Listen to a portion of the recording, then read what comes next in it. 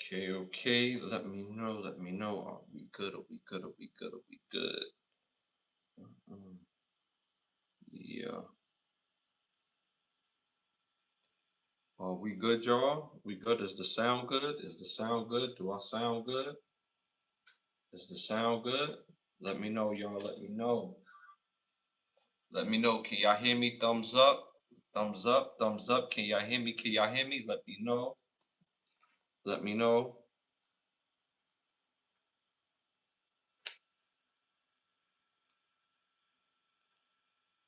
Let me know if y'all can hear me. Let me know if y'all can hear me.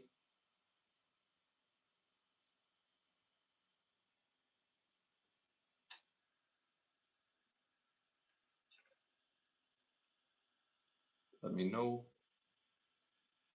So some of y'all can hear me.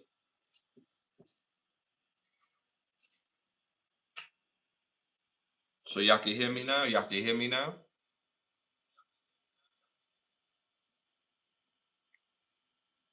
Okay, so y'all can hear me. Okay, shout out to CC, my dog. Again, shout out to the chat. Y'all was looking out. Y'all told me that the sound went out again. I apologize, YouTube. You know how they, trying to stop the progress, but they can't stop the progress over here. So again, I want to thank y'all for tuning and tapping in episode 251. That's a lot of episodes, and I couldn't do it without y'all and y'all support. I want to thank y'all each and every episode. I'm on every Sunday and every Wednesday at 10:30. We just went over 13,000 subscribers. So again, thank you for all the support, for all the video love, all the engagement on the shorts, the videos, and the lives. So again, I want to thank y'all for hitting that engagement, hitting those comments, sharing, and again showing major love on the post as well. Let's get the show started. I want to thank the presenting sponsor of the show, which is Button Snaps, where you get the finest of movies, shows, and documentaries for your viewing pleasure of $4.99. So again, I want to thank y'all for showing major love. Uh, don't forget to not be an agent of chaos. Don't be a stain. Don't try to stand out for being negative. Have the ability to stand out by being positive. Hate has a location, it's just not here. The only op we recognize over here is opportunity. So continue to show major love, major engagement in the chat. And again, it always come back tenfold. Also, what else we got going on? Yeah, let's get the show started. First segment of the night, popular opinions. This segment is brought to you by OUV Records, as you see right here and right here. Make sure you go to Instagram at OUV Records and stay in tune to the latest music and merchandise. The label model is create, document, and inspire. So make sure y'all stay tuned. Shout out to my dog Vic in the building. You already know my guy. Hit them likes, hit the 100s. You already know it helps with the growth of the show. And we just went over 13,000 subscribers. All right, y'all. First question of the night, popular opinions. And remember, y'all, these are not my questions. These are the world's questions. So stick to the answers in the questions and hit that engagement. All right, first question. Biggest red flag on this list. Biggest red flag on this list. Number one, jealousy. Number two, love bombing. Number three, no accountability. Number four, lies. Let me know what y'all think about that in the chat. Let me know what y'all think about that in the chat. Again, biggest red flag on this list. Number one, jealousy. Number two, love bombing. Number three, no accountability. Number four, lies. Let me know what y'all think about that in the chat. Let me know what y'all think about that in the chat. The chat, they going with four. I'm seeing four in the chat. Four, shout out to King P. He had gifted a membership earlier and he had gifted the chat with a question, with a super question. I will answer later on in the show. We just had to restart this thing. That's all. So I'm seeing four. I'm seeing two. Shout out to Kappa, my dog Kappa in the building. Major love. So my dog Kappa in the building. Appreciate you. So I'm seeing four. I'm seeing four overall. So I'm seeing four. Um, no, no to jealous. Okay, no to jealous men for me. Okay, so I'm seeing four. I'm seeing four. I'm seeing lies as well. Well, lies is four. And I'm seeing two. So love bombing. Me personally, I think all of these are somewhat red flags. Not somewhat. Like jealousy is a definite red flag. There's no reason why you should be with anyone, whatever your bedroom proclivities are, same or opposite. Nobody that you deal with should ever be jealous of you. They're your partners. They should always be rocking with you. Love bombing, especially when love bombing isn't beneficial, that is a bit of a red flag when you're doing too much at times where like I get it. You're in support, but let's keep it cool, right? No accountability, major red flag when you're dealing with somebody because the whole goal is to be the best version of yourselves in a relationship. And lies, I can't stand a liar. I can't stand a bold-faced lie. Me personally, in the chat, I saw mostly lies. Me, I'm also gonna have to agree with the chat. I'm going with lies. I can't stand a woman that lies and don't and lies for there's no such thing as a good lie, to be honest with you. But don't lie to me, yo. If you don't lie to me, we can rock out. I can deal with the truth. I cannot deal with a lie. That's always been my motto. So me, I'm going with lies. And the chat mainly went with lies as well. I also seen jealousy and I also seen love bombing. Shout out to Vic. He said, or backdoor shenanigans. Oh my God. Cause you know I always used to say that, right? It's a backdoor shenanigans. All right, so again, I went with lies. The chat mainly went with lies, jealousy, and love bombing. The rest of the world at 144, excuse me, 144,000 people voted on this. That's a lot of people. 39% went with number four, no lies. No lies. People can't deal with the lies. People could deal with the truth. You cannot deal with a lie. It's nothing worse than dealing with a liar and people not telling you the truth. So me, yeah, I'm good off the liars. So shout out to the chat. Everybody was on board. That's not normally a thing. Normally I have an opinion. The chat has their own opinion, and then the rest of the world has something completely rocking in their opinion. So shout out to everybody for having their own opinion on this, which we do, but it's very rarely we all agree, right? All right, moving on to our next popular opinion question. Favorite Wesley Snipes movie on this list? Favorite Wesley Snipes movie on this list? I'm still laughing at backdoor shenanigans, bro. Pause. uh, excuse me. Favorite Wesley Snipes movie on this list? Number one, Drop Zone. Number two, Passenger 57. Number three, The Fan. Number four, Sugar Hill. Let me know what y'all think about that in the chat. Let me know what y'all think about that in the chat. Again, favorite Wesley Snipes movie. Number one, Drop Zone. Number two, Passenger 57. Number three, The Fan.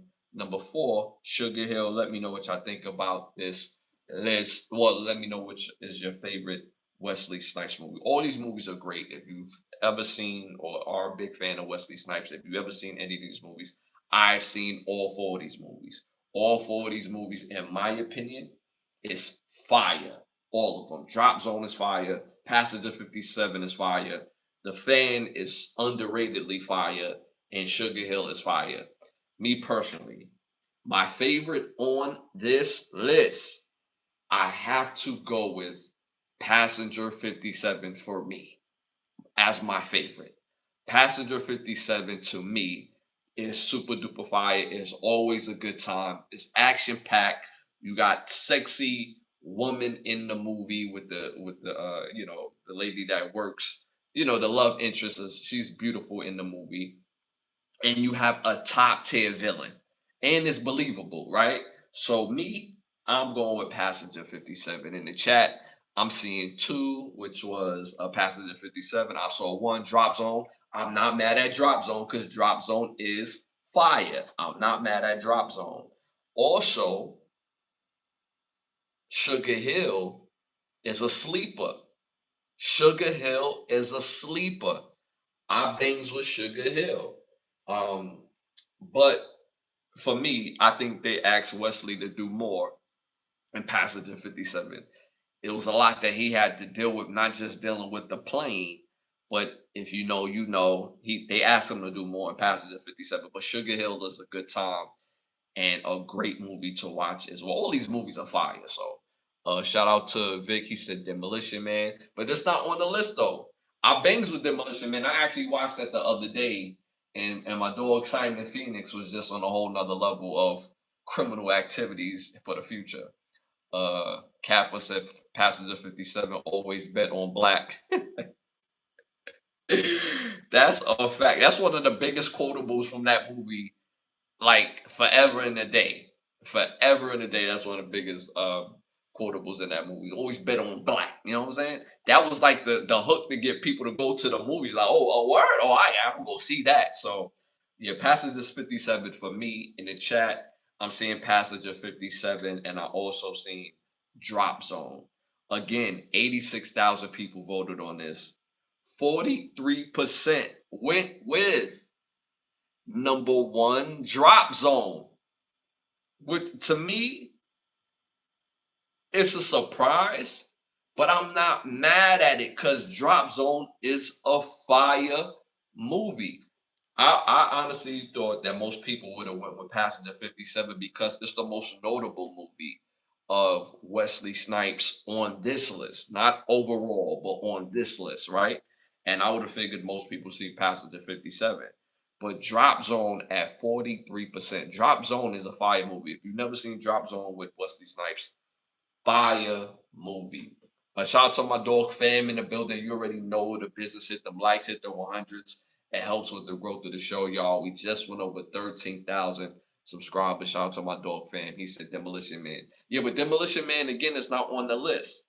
Because, again, it's between Drop Zone, Passenger 57, The Fan with him and Robert De Niro, which is outstanding, and Sugar Hill. So, yeah, Demolition Man is not on this list, but Demolition is, that's a classic right there. Him, Sylvester Stallone, and Sandra Bullock in that movie. Oh my goodness. Oh my goodness. Like, she just looks amazing in that movie. Between that movie, she looks amazing in all movies, but between that movie and Speed, oh yeah, Sandra could have definitely got pregnant messing with me for sure. For sure. Condom what? What do you mean? I don't know anything about that, ma'am. What are you talking about? I'm shooting up the club. That's just me personally. Sandra looked that good in no movie. She looked good in every movie, but in those movies in particular, just woo, passive. Demolition Man, Sandra Bullock, just absolutely like just a damn knockout, bro. For real. Sugar Hill, Sugar Hill is fire though. Sugar Hill is also a fire movie. Sugar Hill had a fire soundtrack. That's for sure. That's for sure. But Sugar Hill, his father, Clarence Williams III of Sugar Hill, his death scene when he hit that last bit of that overdose, next level. When the mother overdosed by accident, next level. And then when the brother at the end came through and low key Sugar Hill, tough movie, tough movie. Wesley Snipes got some. If they had verses for actors, honestly, Wesley Snipes is a tough out, bro. I'm just saying, if they had a verses for actors, because you got to think about it, Wesley Snipes has done everything. He's done action, he's done sports, he's done Marvel, he's done drama, he's done thrillers. He's a tough out, and I enjoy Wesley Snipes movies, right? Again, we just mentioned Drop Zone, Passenger 57, The Fan, Sugar Hill, right? Now we throw Demolition Man up in that thing. New Jack City, top tier villain, right? Blade, bro, it's Blade, bro. Feel what I'm saying? He got thrillers and good movies like Disappearing Acts, Murder at 1600. Don't forget U.S. Marshals. He's a tough out. If they had a versus for actors, yo, Wesley Snipes is a tough out, bro. It ain't many actors that could even compete with Wesley when it comes to the movie catalog. And the only person, in my opinion, that could compete is Denzel. But then again, right? Which movies do you like more? Do you enjoy Training Day more or New Jack City more? Right? Wesley got Blade.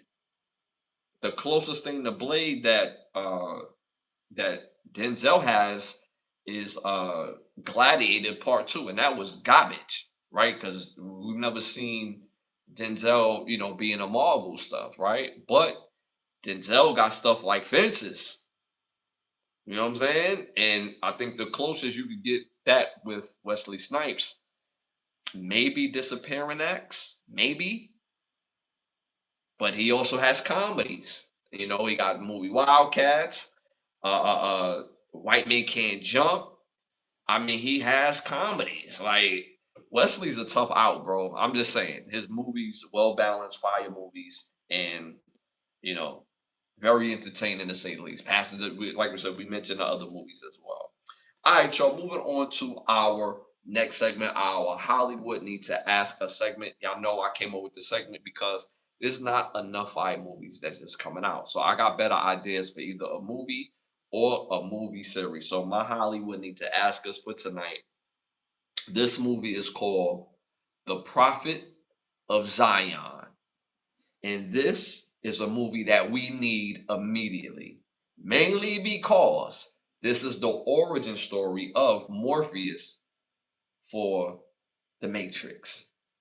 The Morpheus character is such a standalone. Now, when you add characters like Trinity, you add characters like Neo, then it takes the Matrix to a whole nother level. But Morpheus is so intriguing that he needs his own origin story on how he became the Morpheus, because obviously that he wasn't born Morpheus. So we need an origin story movie just based on Morpheus, where he's a young, reckless hacker, went by a different name at the time again, and he just realized there was glitches in the Matrix where he started seeing the green coding like on mirrors and shadows. Just looking in the shadow, he's seeing the little green matrix going up and down. After flushing out the system, he navigates the gritty industrial reality of the last human city, which is Zion, and his rise of the rankings of the resistance to the Matrix. So I think this would be a fire movie that obviously everybody and their mother will go see. Obviously, this will be Wi-Fi.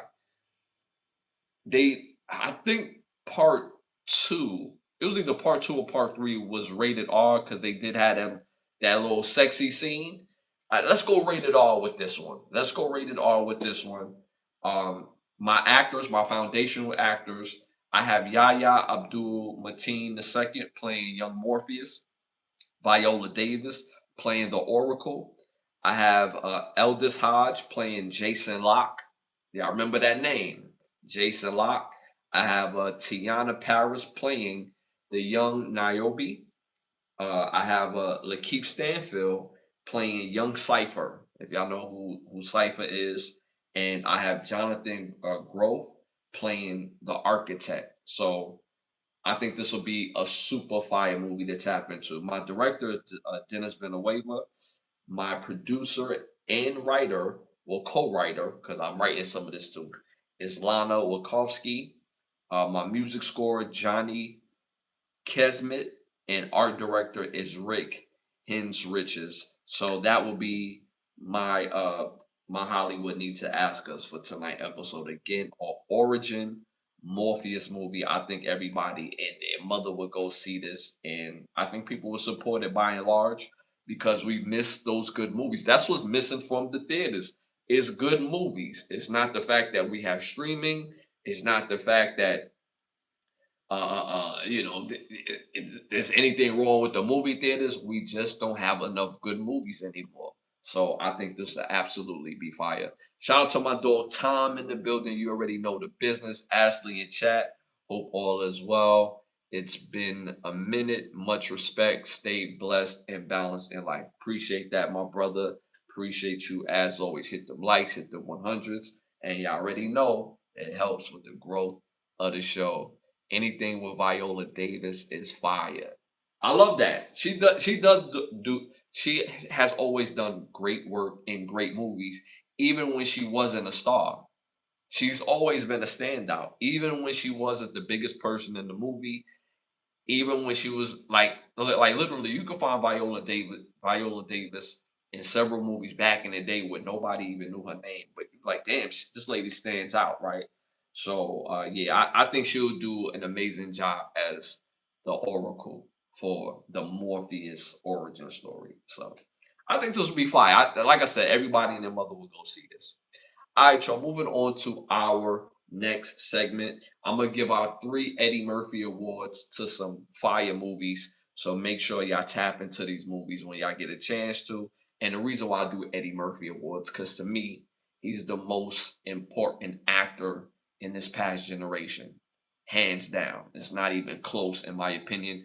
We do have people like Denzel, Wesley Snipes, Robert De Niro, so on and so forth. But Eddie Murphy he's just that guy to me. He put everybody else on. He put Lawrence Fish, not Lawrence Fishburne on. He put I always forget his name, but he's a big actor. Oh my God, he put on dang, I can't think of his name now. It's because I'm on live. Anytime I'm on live, my mind go blank from time to time. But he's put a lot of actors on, and to me, Eddie Murphy is just that dude. Funny, great actor. So that's why we do Eddie Murphy awards. So yeah, shout out to Tom. Shout out to Ebony. Uh, I would watch this in a heartbeat. Great idea. We heard it here first. Yes, absolutely. Absolutely. Ashley, I used to run. He said, I used to run. He said, I used to run home to watch How to Get Away with Murder, probably one of my favorite shows on television. Yeah, you know what's crazy? My mother used to tell me about that show all the time. And then I finally sat down and watched the show, and it was an excellent show. And she was like a couple seasons in, she was like, you haven't watched that show yet? The show was so fire. I'm like, yeah, I'm cool. And then when I sat down and finally watched it, it was a very hypnotic show to tap into. Yeah, she's an amazing actress. Shout out to Viola Davis. All right, so my three Eddie Murphy awards. My first Eddie Murphy award goes to the movie that came out in 2008, directed by Michael Gantry. This movie stars Jack Black, Danny Glover, Yassine Bey, aka Most Def, the rapper, Mia Farrow, and Melanie Diaz. This movie is called Be Kind, Rewind. Fire, must see movie about two gentlemen that back in the day we used to rent videotapes. They ran a videotape store, and you have to see the rest of the movie. It is such an interesting concept and such a fire movie. So make sure y'all tap into Be Kind, Rewind. My next Eddie Murphy award goes to a movie that came out in 1997, directed by Jeb Stewart. This movie stars Danny Glover, Dennis Quaid, Jared Leto, Claudia Standen, and William Fitchner. This movie is called Switchback. This movie is called Switchback. Fire must see movie. Um, this is a murder mystery, and that's as far as I'm gonna go. Make sure y'all tap into the movie. I'm not gonna spoil it, so make sure y'all tap into that movie. And my third final Eddie Murphy award goes to a movie that came out in 1990, directed by Spike Lee. This movie stars. This is very star-studded. Spike Lee himself, Denzel Washington, Wesley Snipes, Samuel L. Jackson. That's why I couldn't say the name. Eddie Murphy put Samuel Jackson on. Samuel Jackson, Jolie, Cindy Williams, the beautiful Cindy Williams, John Carlo Esposito, Bill Nunn, Robin Harris, Dick Anthony Williams, John Turturro and Nicholas Turturro. Y'all hear that cast? This is next level casting right here. Next level casting.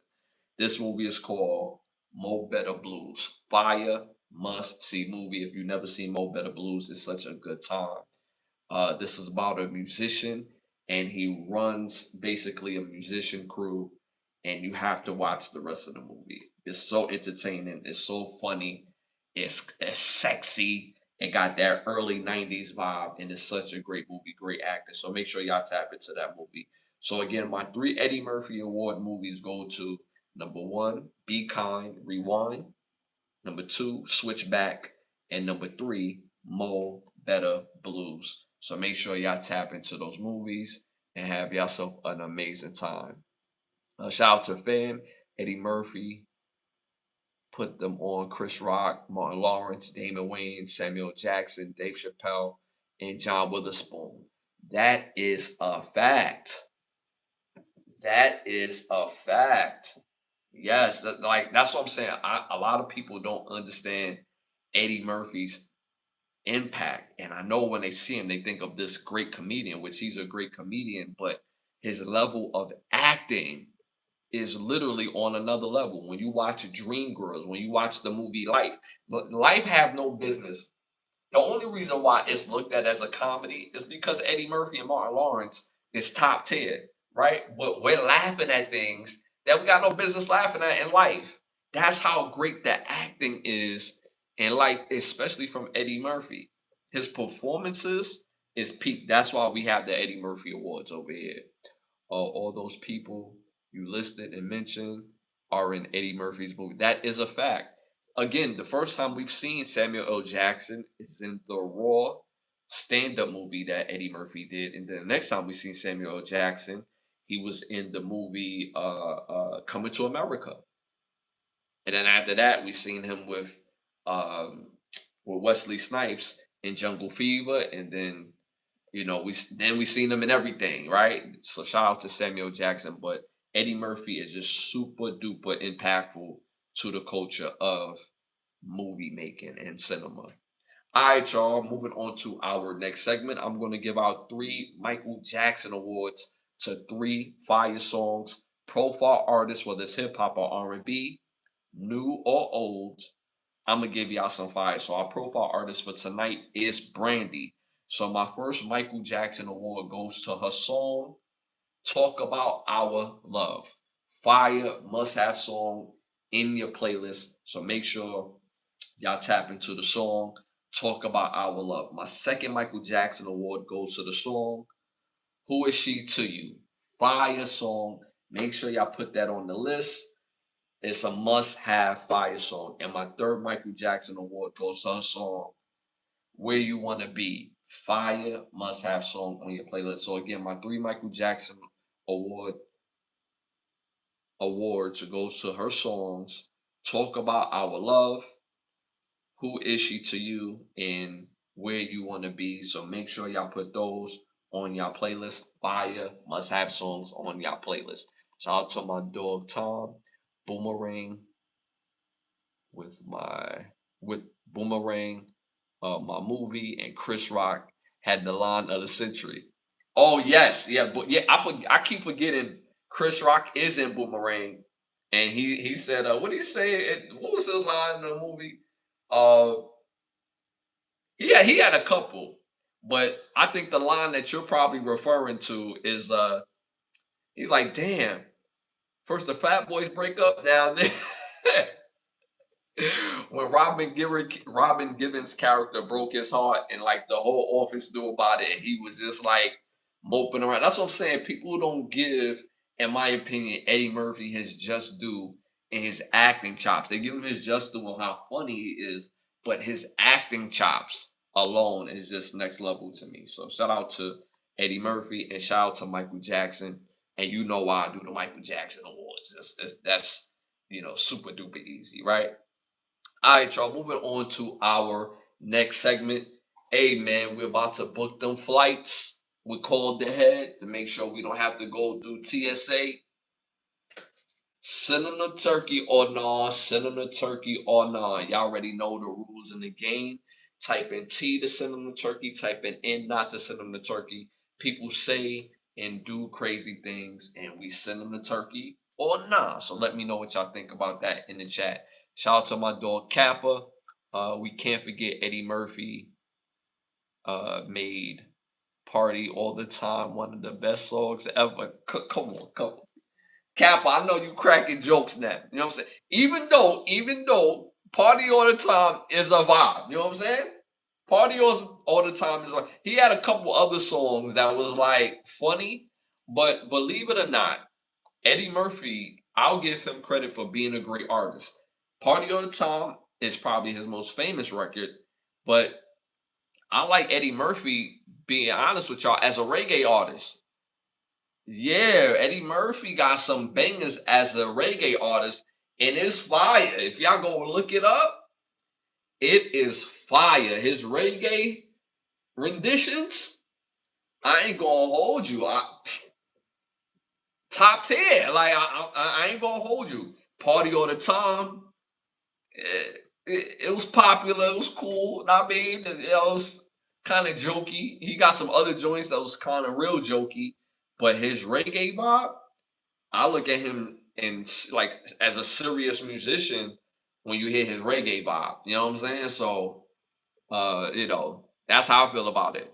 But the only miss, honestly, that he ever had is him and Michael Jackson in the video together, and they had on like the choke chains around their waist, and it just it looked like they were singing to each other instead of singing to like the women that was supposed to the song for. You know what I'm saying? So but shout out to Eddie Murphy, great actor and comedian. I've been working here about 9 days. You know, I've been on time. Oh, you talking about that line? Okay, shout out to Fair. He said I've been working here for about 9 days. Been on time mostly. Don't you think it's time for a raise? You think it's time for a promotion? Yeah, I remember that. That was funny. That was funny. And if you remember Damon Wayans in another, is it? No, it's not another 48 hours in Beverly Hills Cop when he handed him them damn bananas for the tailpipe. You know what I'm saying? And that was funny as hell too. Like, yo, shout out to Eddie Murphy, man. He's the guy to me, man. Yes, Eddie got some reggae bangers. See, oh Jaja, yes, that joint is legit, bro. Oh Jaja, yo, that joint is legit fire. If y'all never heard Eddie Murphy's rendition in reggae music, I view him as like I can listen to that like and forget that it's Eddie Murphy. Like it's fire music. I will say that for sure. All right, y'all. Again, send them to Turkey or nah. First one of the night. Bill Cosby legal team, led by Jennifer Bajarin, has vowed to appeal the California jury's March 2026 verdict ordering that the 88-year-old pays $59 million in civil lawsuit for a 1972 sexual situation that happened. Let me know what y'all think about that in the chat. Should we send his legal team to Turkey or not? Should we send his legal team to Turkey or not? Again, Bill Cosby legal team, led by Jennifer Bonjarin, has vowed to appeal the California's jury for March 2026 verdict ordering that the 88-year-old Bill Cosby to pay $59 million, 59.2 to be exact, in a civil lawsuit for the 1972 SA situation. Let me know what y'all think about that in the chat. Are we sending his legal team to Turkey or no? Type in T to send it to Turkey or type in N not to send it to Turkey. Let me know what y'all think about that in the chat. Me personally, when I look at the whole situation, at the end of the day, your name is your name. Your name is your name. So you have to make a conscious decision to defend yourself or just let it be. Because in this instance, Let's keep it real. If he doesn't have recourse, if he doesn't do it appeals, he's going to look guilty. 1972 is a long time ago. We in 2026. Let's keep this real.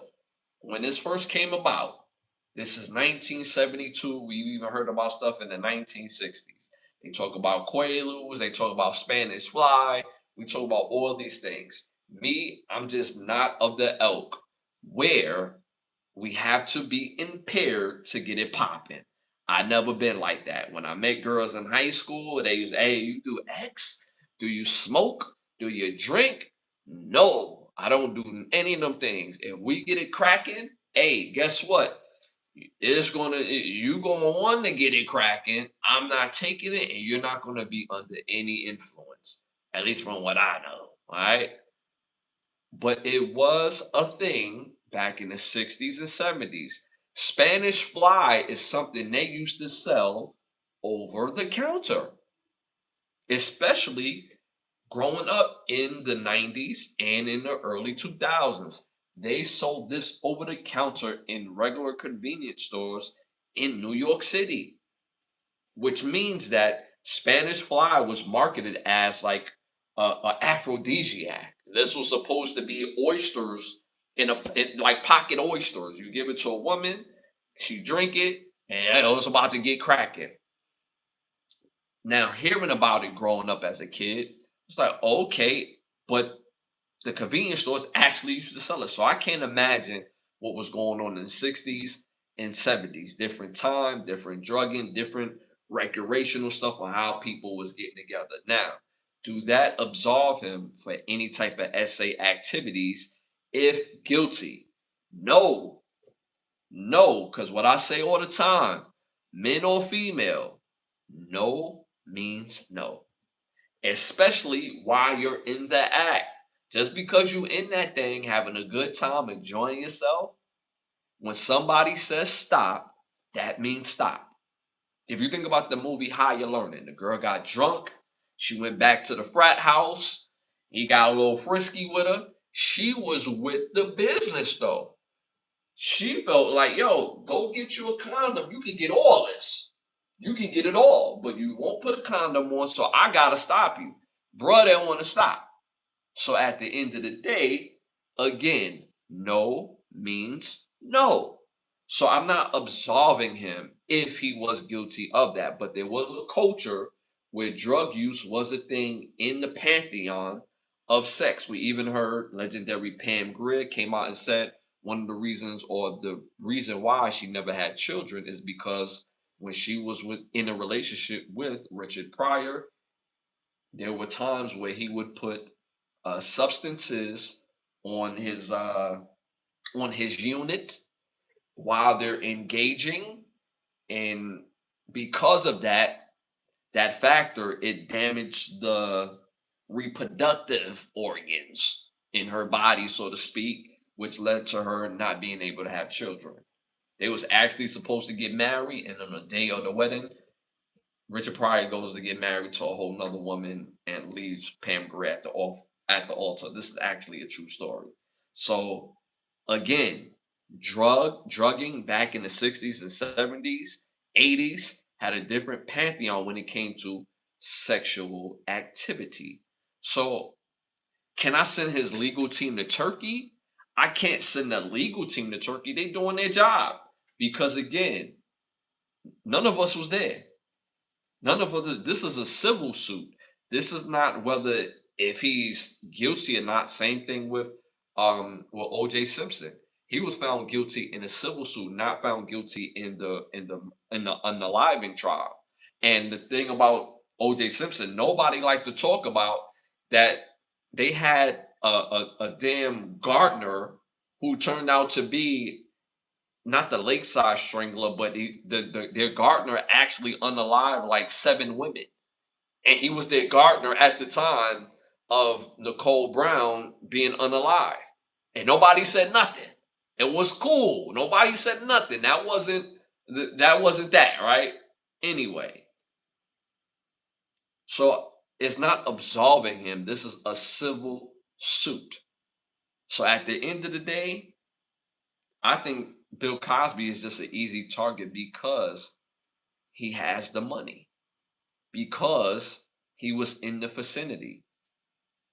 So I can't send the legal team to Turkey. No, because they're doing their job. Now, if he is guilty, of course I got to send it to Turkey. But this is a civil suit, and that's the reason why I can't send it to Turkey. Shout out to the chat. Hit them likes, hit them 100s. It helps with the growth of the show. Now I'm seeing send them to Turkey. I'm seeing not send him to Turkey. No, keep that legal team right here in America. Turkey for the most part.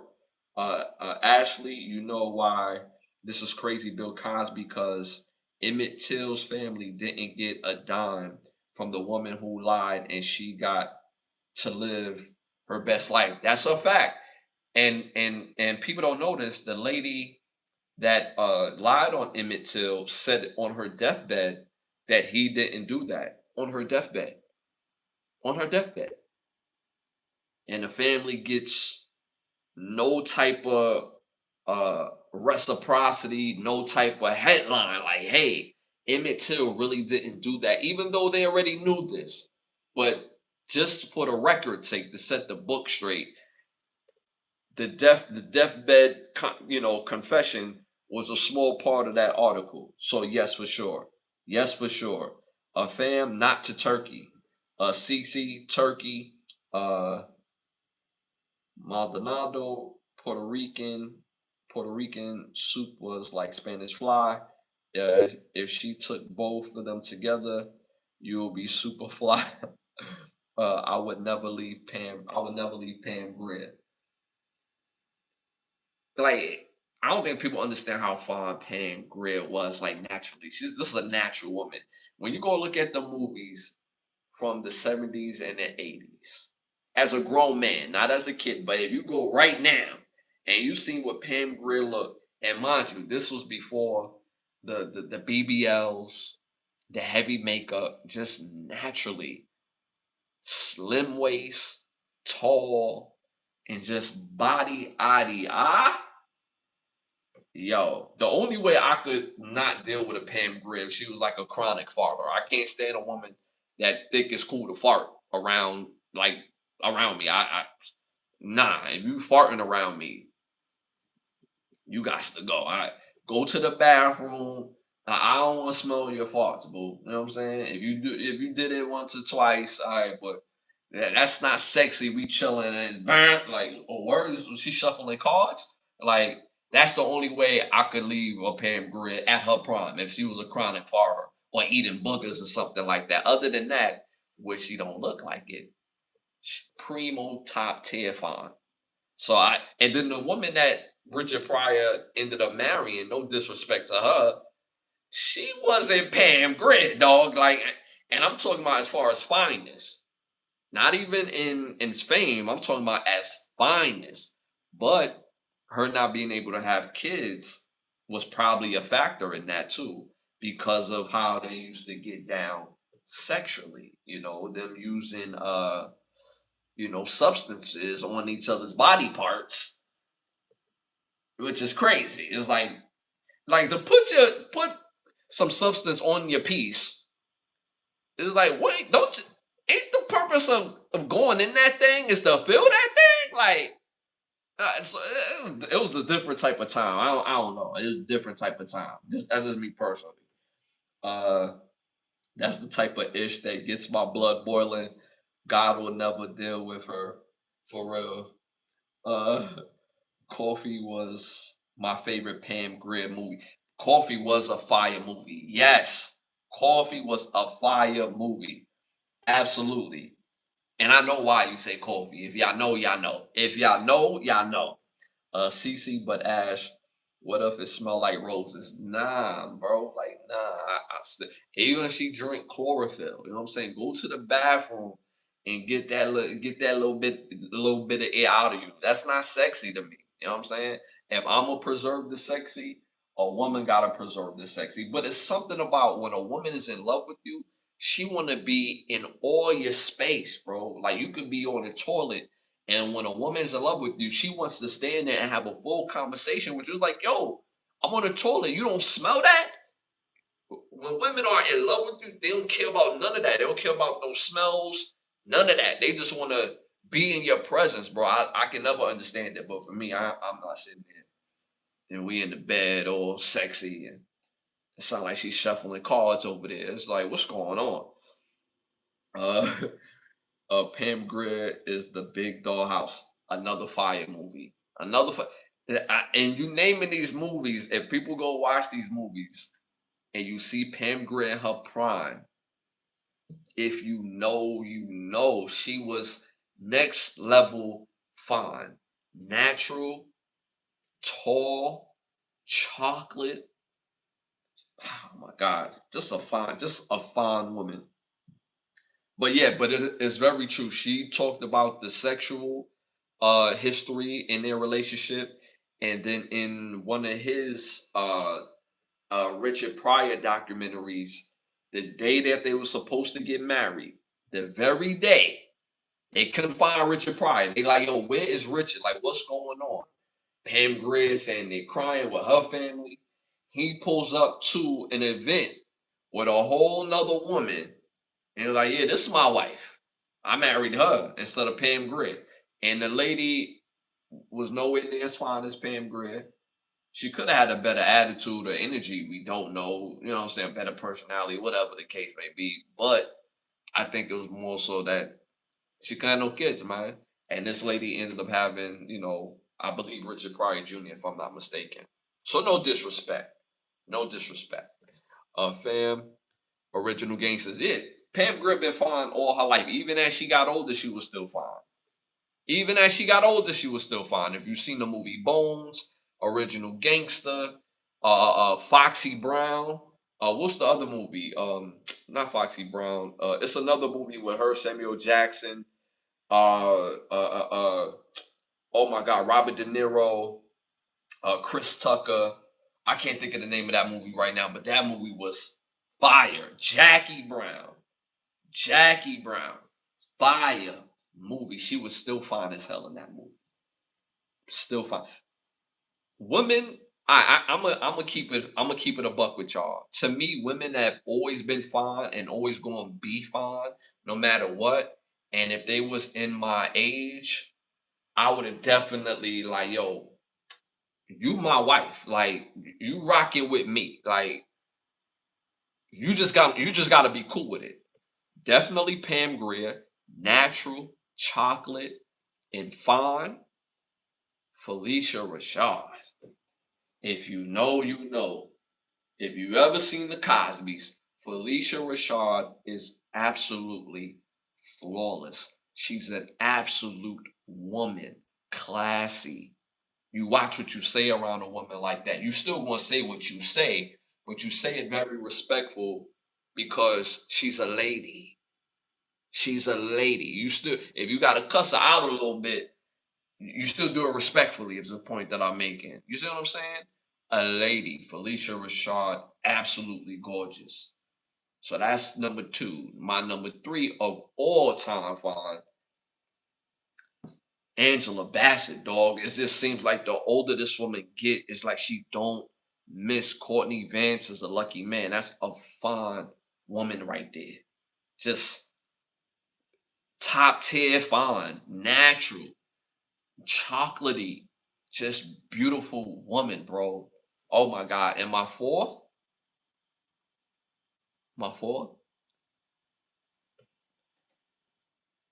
hey man, like,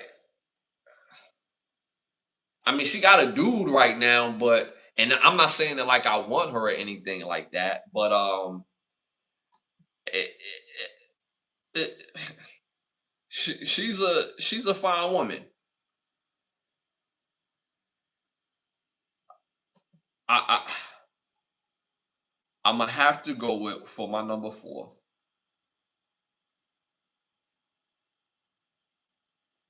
Megan Good. Megan Good. Megan Good. Classic fine. She's natural. She's just always been a beautiful woman. Always been a beautiful woman. So she's definitely my fourth, Megan Good for sure. Those are my top four of women that I can just we together, baby. They said Earth the Kid. Earth the Kid was absolutely gorgeous, for sure. Absolutely gorgeous. We've had some gorgeous women throughout history, but those four for me, natural, natural bodies, work out, stay fit, and just gorgeous, for sure. For sure. Those are my four, for sure. Uh Shout out to Paul. We got one of our day ones in the building. Big Paul in the building. Appreciate you for tapping in, man. We got Big Paul in the building. Shout out to Paul. Uh I moved that four. I moved that four can see them again. I moved that four can see them. Excuse me. I moved that four can say that. Oh, I missed that four. Can you say that again? Okay, excuse me. My bad. I missed that four. So can you say that again? So for me again, to me, my top four of just most beautiful women because they're naturally natural beauties. They're fit and they wouldn't have known, but like, yo, you come in with me, keep it cool. You my woman now. It's time to go, right? And for me, it was Felicia Rashad for sure. I have to go with oh my God, I just said their names. Felicia Rashad,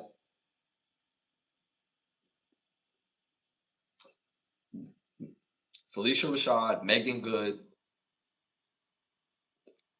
Pam Grier. I don't know why I couldn't get that out, and Angela Bassett. Those are my top four of all time. Just most beautiful, natural women, sexy, don't need makeup. And yeah, I would have just especially Felicia Rashad. Oh my God, just beautiful women. Just beautiful women. So that's my four. The Cosby lady was beautiful. Yeah, that's Felicia Rashad. My father, this man, right, tells me the story the day that he meets Felicia Rashad. He said he met her on the train in New York and she was hitting on him. Now that's not far fetched because the ladies like my pops. I mean, if you look at my mom's right, she a natural looking lady. I don't know if y'all can see in the back like that. You know what I'm saying? But natural woman and everything like that. Not far fetched, right? But it's like dog. You know what I'm saying? It's Felicia. Like what we talking about, dog? Like come on now. You know what I mean?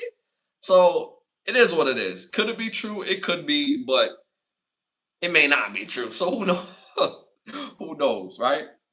All right, y'all. Moving on to our next one. Send them to Turkey or not. Send them to Turkey or not. Again, type in T to send it to Turkey or type in not to send it to Turkey. Let me know what y'all think about that in the chat. XX Extension case updated. A suspect is freed after plea deal. Let me know what y'all think about that in the chat. Again, I hope I'm saying his name right. XX Extension case updated. Suspect freed after a plea deal. Let me know what y'all think about that in the chat. Type in T to send it to Turkey. Type in N not to send it to Turkey. Again, one of the suspects' name was Robert Allen, one of the four men charged in the 2018 murder of the rapper XX Extension. Again, I'm hoping I'm saying the name right. Uh, he has been released from prison after serving approximately 5 years. The release of Allen, who was arrested shortly after the June 2018 murder, was released from prison after his sentence was adjusted due to plea deal. So basically, taking a plea does lessen your sentence, and also it may be at the expense of one of his co-defendants as well. But I'm not too sure regarding that because they won't release that type of information because that could eventually get this man unalived in the real world, right? The plea deal and corporation from 2022. So this is 4 years ago for his cooperation. Allen pleaded guilty to second-degree murder and robbery with firearm. He agreed to cooperate with prosecutors to testify against his co-defendant. So I was right regarding that. Um, which will adjust due to his plea deal, and which will pivot in securing their conviction. So again, because he's copping to the robbery, he's not copping to unaliving him, and he's going to cooperate. This would sign, seal, deliver co-defendants, and more than likely those co-defendants will receive life regarding that. The sentence and probation, Allen was originally sentenced to 7 years in prison, with credit for time served in County Jail, resulting in 5 years stay behind bars. So he got time served as part of the reason why they released them. Co-defendants, the other three men involved in the murder, Michael Boatwright, Tavion Newsom, and Dedrick Williams, were convicted of first-degree murder, will receive life sentence. So I was right before reading that whole thing. Allen was not the trigger man, but was a part of the setup and robbery. So again, I'm what would y'all do? What would y'all do? I mean, me personally, I'm always going to send this particular situation to Turkey, mainly because you was a part of it, bro. You was a part of the planning, and even though when it comes to the evidence, you're not a part of the unaliving, but you was down for the count. If you could rob, then you get unalive for sure. You was a part of the planning. And just because you wasn't the trigger guy doesn't mean that you wouldn't have done it. It's just that they did it first. So the fact that he's able to be out free, I'm not with that. Because look at his capability. He has the capacity to actually plan somebody's unaliving. And now he gets the chance to walk free. So for 5 years, he's sat in prison and was able to think a better way of unaliving somebody. That's what I would think. There is a slim chance that he could have been rehabilitated and is a new person, or found God, or want to, be an advocate for at risk youth.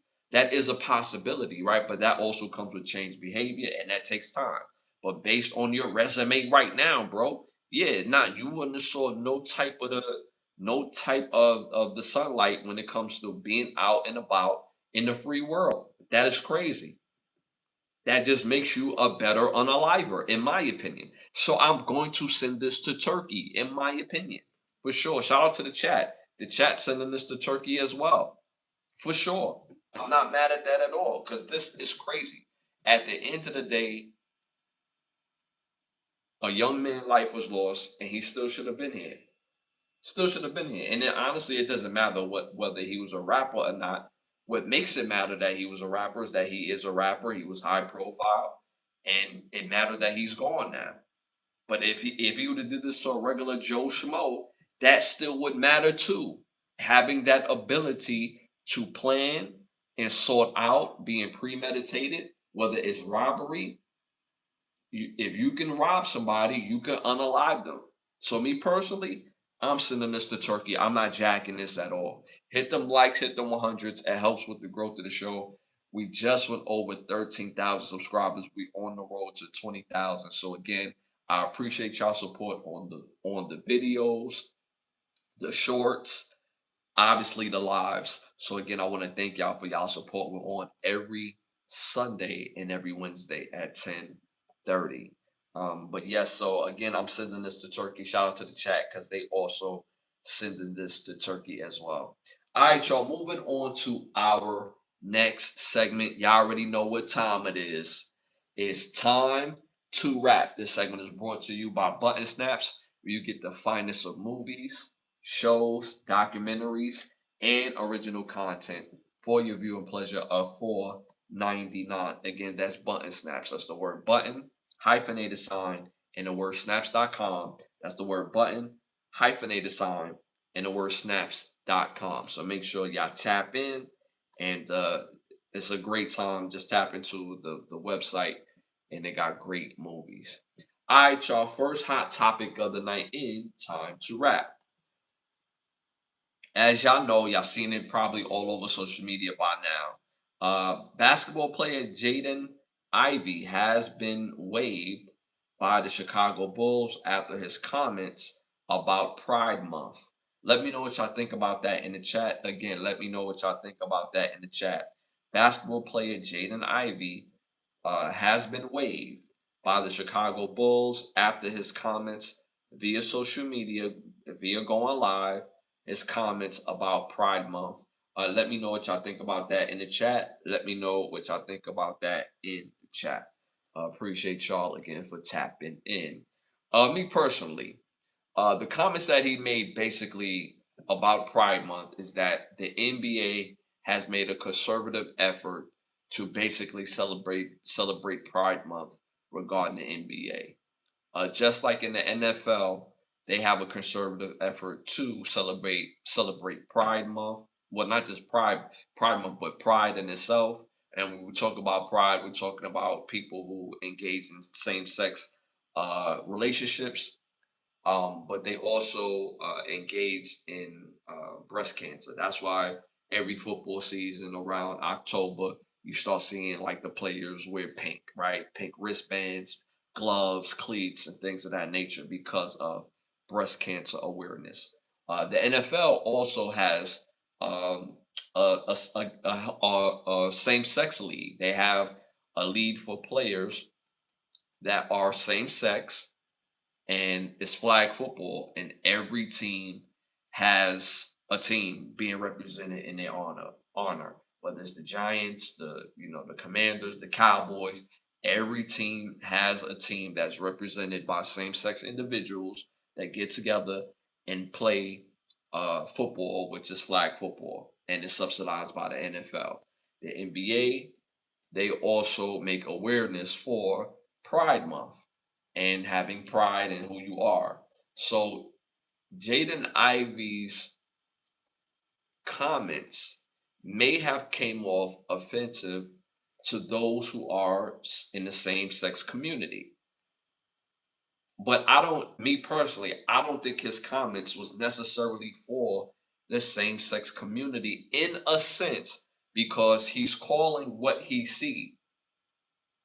He's not telling people that, hey, don't be same sex, right? He's just saying that the NBA is making awareness to it, and it contradicts what is supposed to be family friendly and basically promoting, opposed to just making it aware, being aware of their month. Now, sports are sports. Whether you have same sex proclivities or straight proclivities, at the end of the day, people just love sports. But I would doubt that 10% of the supporters of any league, whether it's the NFL or the NBA, comes from the pride community. So at the end of the day, should he have lost his job as an athlete, as an NBA player? No. He made comments. It didn't go so well over social media. At the very most, a fine, but for him to state his opinion, and basically what he says has no bearing on his teammates. He was let go because they felt like he was basically endangering the team. These are all grown men. You so you want me to believe the things and the comments that he said, he was the only player on the team that thinks like that? He's one of the only players in the lead in itself that think like that, let alone the team. We have to be in a space where we live in a country that's free. But I say it all the time. Free speech is not free. You pay a consequence. When you say something, you're going to pay a consequence. You're going to do that. The NBA may not want that type of activity in their locker room, but in their way, they don't want to shoo away from the possible people that is patrolling the sport who is same sex. At the end of the day, we have to have a space to speak, whether you agree or not.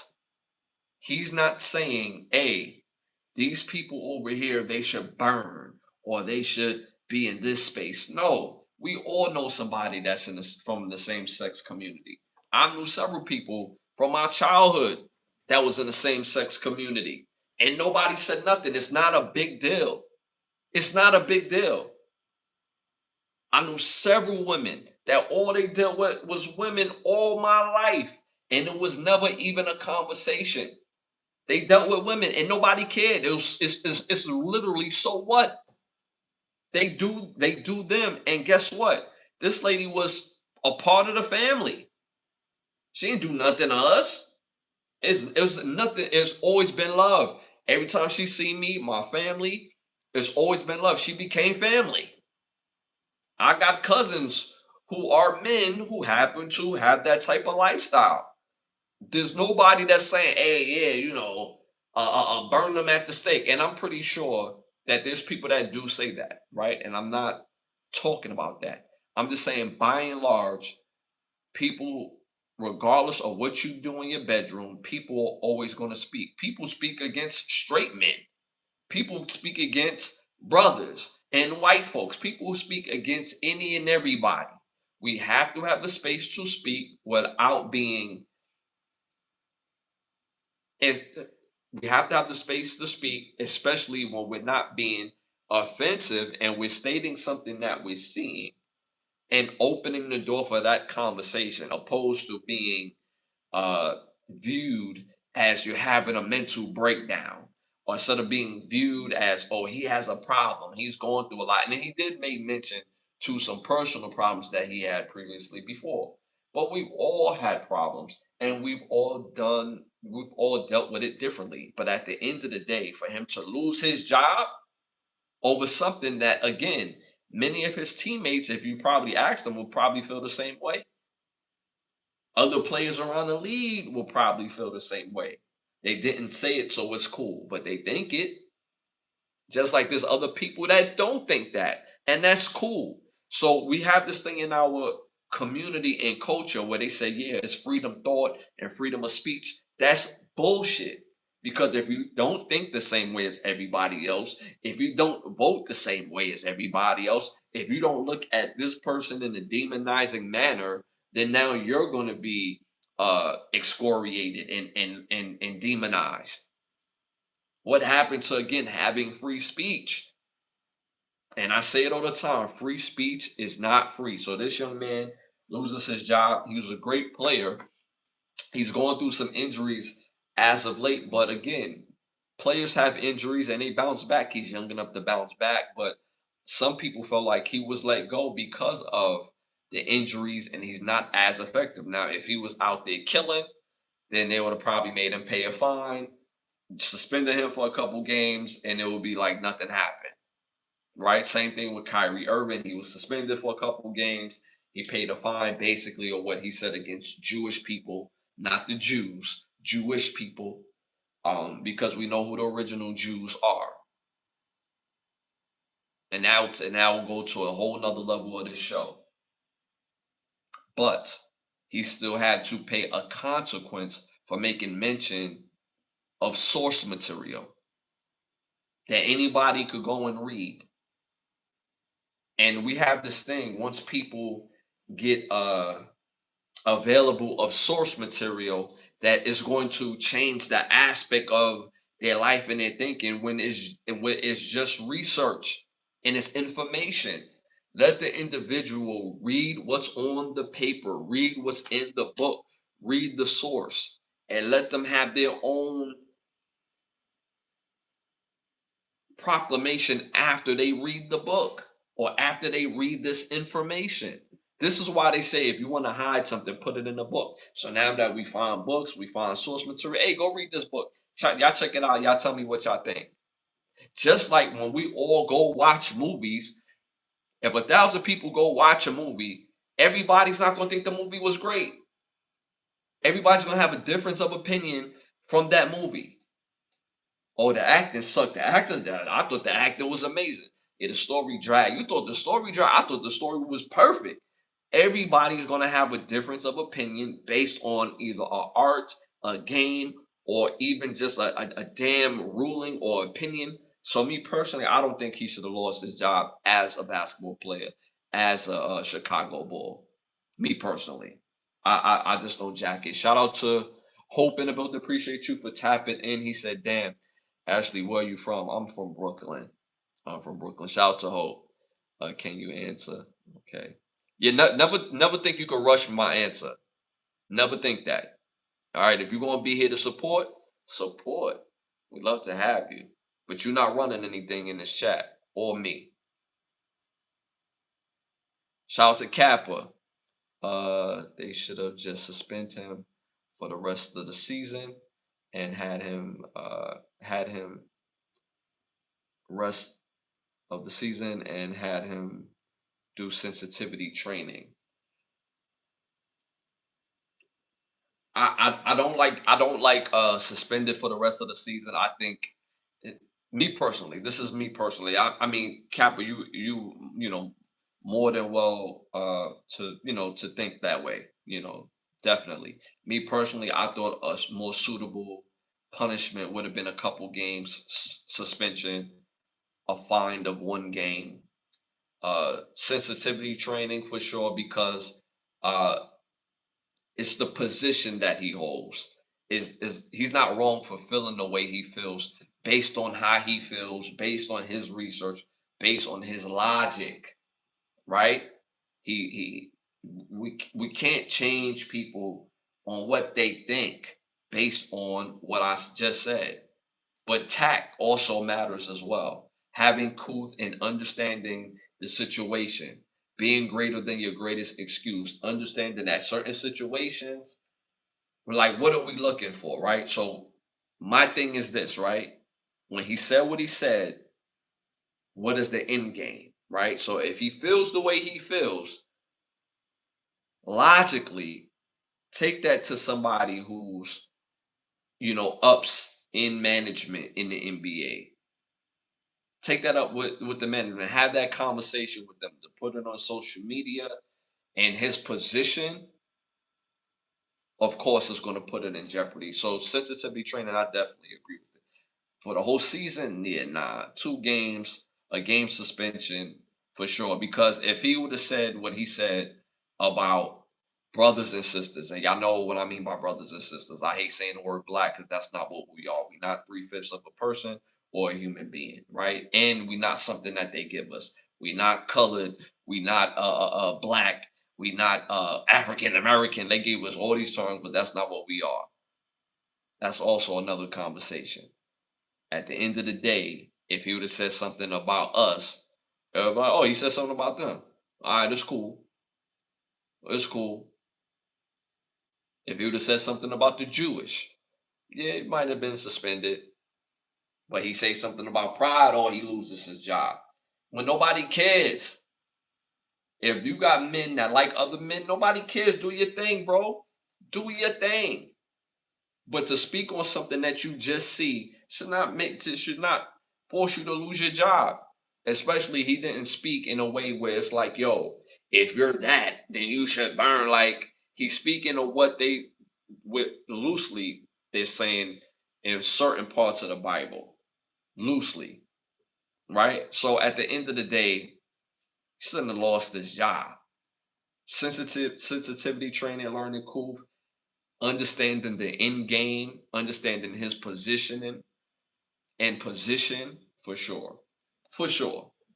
But to lose his job, yeah, nah, not jacking it. Shout out to Cece Ash.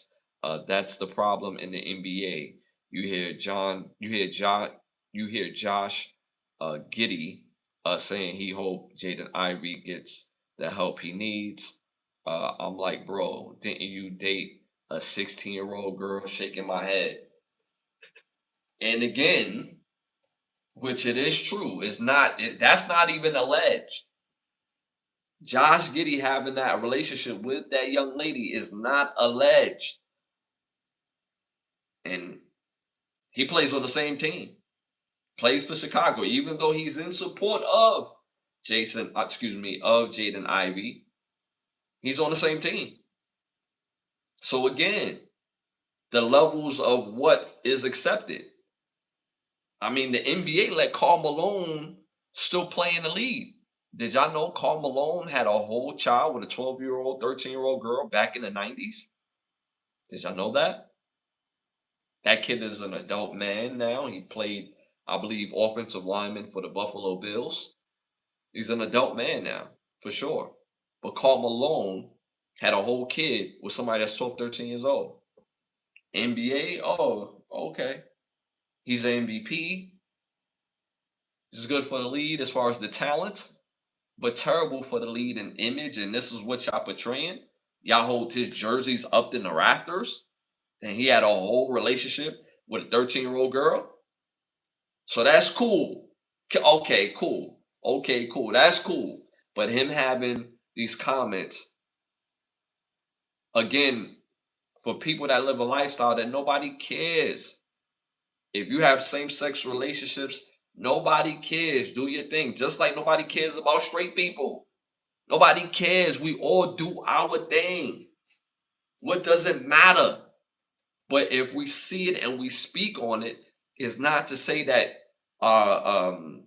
your lifestyle is wrong or whatever the case may be, but you're dedicating a month, and it's not like what is the end game for the NBA when they do Pride Month? Do they want more people who just love the sport to come to the game that happen to be same sex? Like what is the end game? Or y'all just doing it for good measure? Just like the NFL, are they doing breast cancer just for good measure, or are they taking that money and raising the awareness of breast cancer and the research? Are they taking the proceeds from Pride Month and putting it back into their community to make sure that they, have safer testings and whatever that it is to do with that community to better the testing or to better whatever. You get what I'm saying? Like what is the end goal? But then you have people that celebrate God, and then in that same book you celebrating God, you like, yeah, but we have a business, and it's like it's conflicting. So because he speak on it. He just he's just basically bringing out awareness to something that he feels like is a contradiction, and that's freedom of speech. So at the end of the day, yeah, he shouldn't have lost his job. Maybe suspended for a couple games. Maybe a fine. Maybe sensitivity training for sure. Because it comes off that way. And what is the end game? But it's cool. You got Karl Malone out here having children or a child with a 12-year-old, 13-year-old girl. That's cool. That's cool. And the NBA never said nothing to it. They still have his jersey raising up in the banner. He was still able to make the 92 Dream Team. All that. All that was cool. All right. All right. Shout out to my dog CC. Adam Silver is a clown. Bro, like this lead, the NBA in itself is unrecognizable. It's unrecognizable. I don't even watch the games like that anymore. Like literally. It's not even worth watching. It's not even worth watching. Like I'm gonna just keep it a buck with you. There's no team has no personality, and then the theme of the NBA is BS, and the theme of the NBA is just that basically what I was just talking about. Everything's a contradiction. You support Pride Month, cool, right? But are y'all gonna support Straight Month? Are y'all? Are y'all gonna support Latin people? Are you going to support the brothers? Are you going to support white folks? Are you going to support handicapped people? These are legit questions. Legit questions. And at the end of the day, me personally, I can never be canceled because guess what? I don't care. Is you kidding me? My voice is going to be raised to the highest of mountains, whether you agree with me or not, because it's freedom of speech. And I speak from a place of logic. So at the end of the day, it never matters to me. because I'm going to speak on it. But on top of that, to make it all tie into each other, what is the end game for the NBA? What is the end game? Everybody's included? Okay, cool. If they include in Pride Month to be more inclusive because they have fans who happen to be same sex, okay, cool.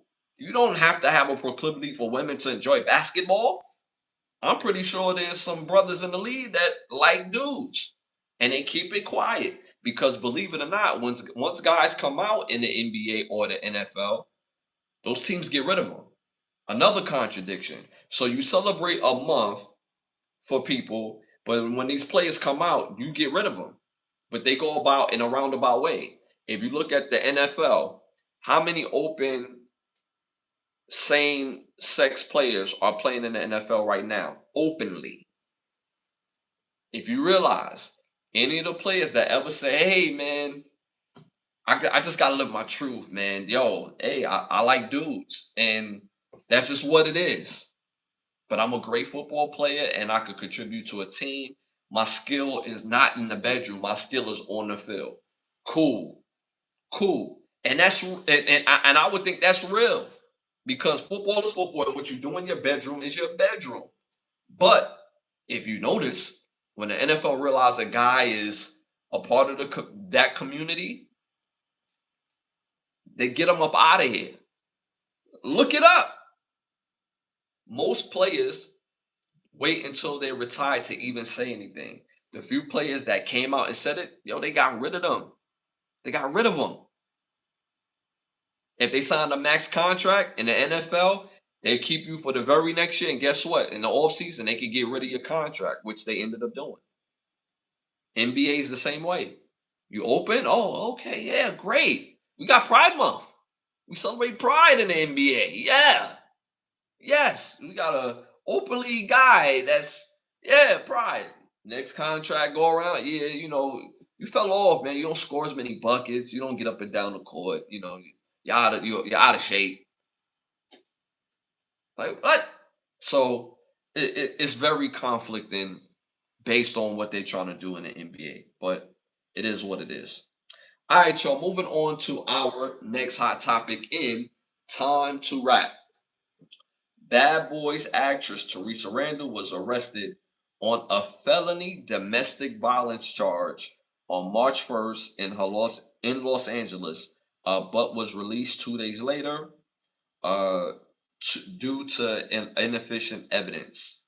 Let me know what y'all think about that in the chat. And again, for people that don't know Teresa Randall, I don't know how you don't. She's been in several movies. She's a great actress. She's also a natural beauty.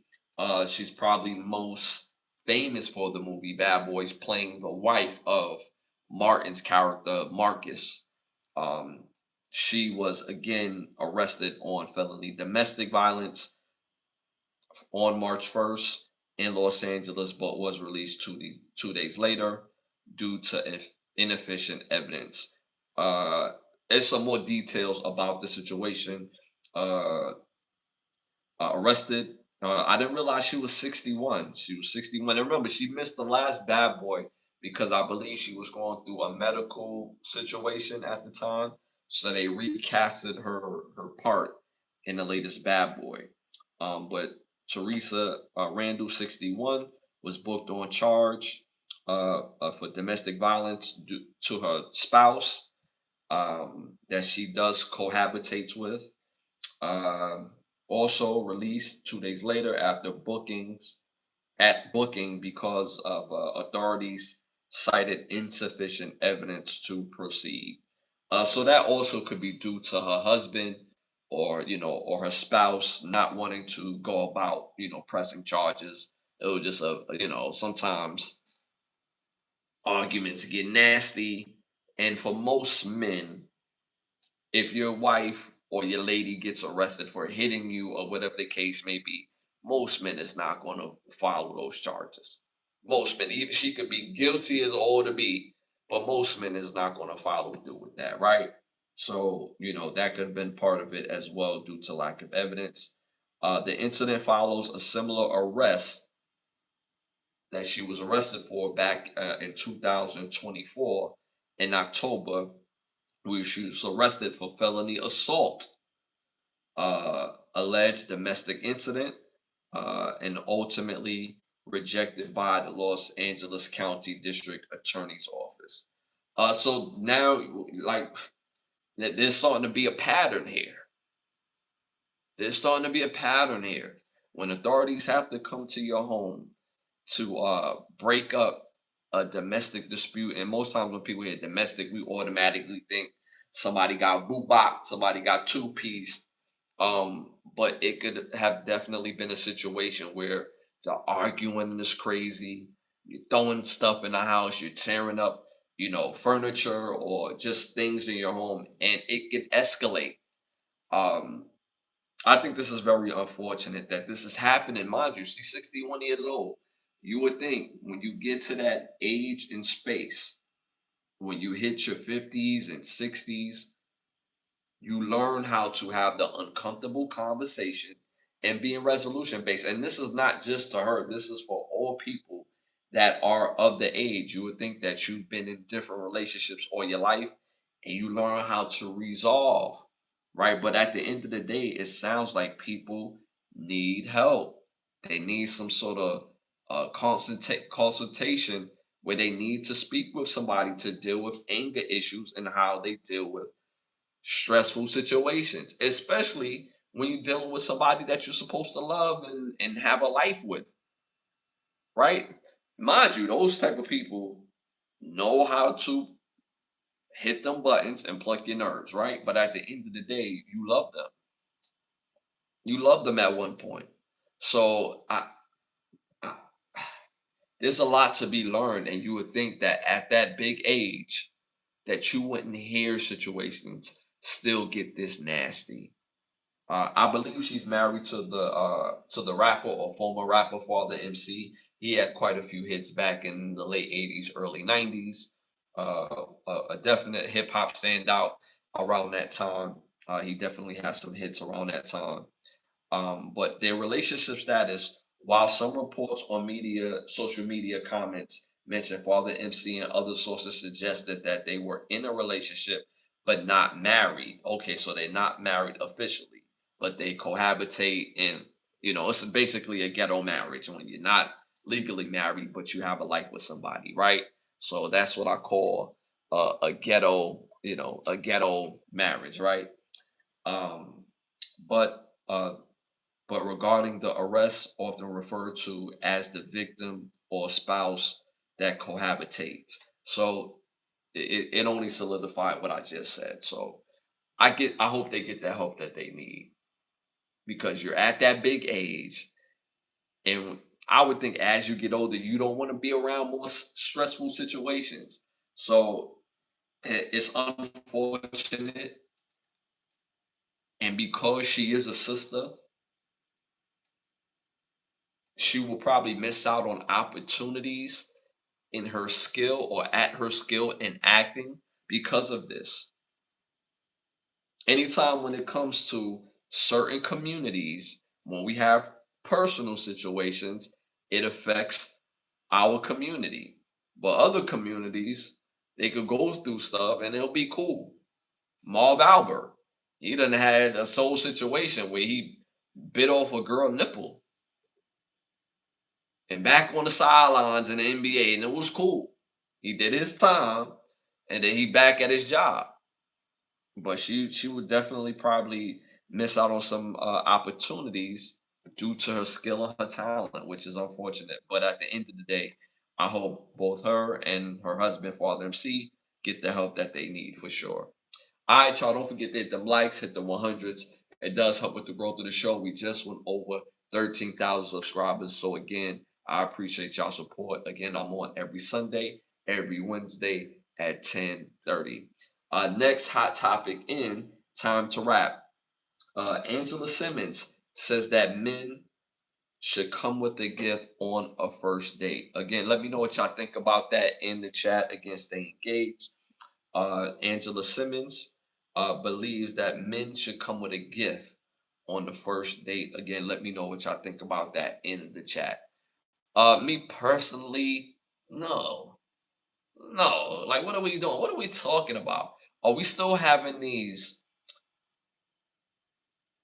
odd conversations about dating, about what a man should do and a woman should do in the path of getting to know each other?